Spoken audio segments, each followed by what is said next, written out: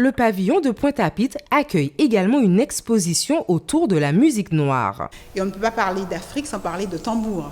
C'est quand même, quand on parle de musique africaine, tout le monde pense au tam-tam, au tambour. Et c'est pour ça que cette salle, elle est majoritairement, il y a beaucoup de tambours et elle parle de la musique africaine. Pas seulement traditionnelle avec les tambours, mais de tout ce qu'elle a donné en Afrique d'abord et après, par extension, sa diaspora, Caraïbes et États-Unis. Donc on parle des griots, on parle aussi des différents types de tambours, parce qu'on connaît en général le tambour avec la peau, mais il y a une multitude de tambours de différentes formes, avec et sans peau. Et ça c'est une nouveauté parce que ce qu'on appelle tam-tam en fait, c'est le tambour qui n'a pas de peau.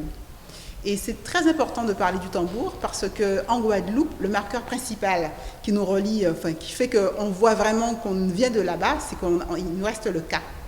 Et le ka fait le lien vraiment entre l'Afrique et la Guadeloupe.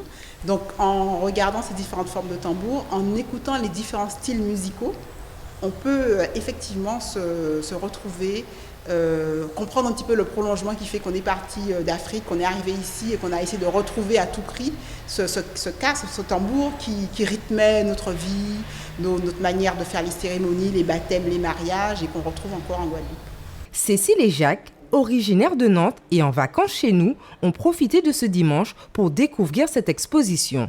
Nous en avions entendu parler, on avait même vu une publicité à la télévision et on s'est dit à tout hasard, même si c'est dimanche, nous y allons. C'est magnifique, la maison déjà est magnifique, l'expo est magnifique, c'est un vrai plaisir.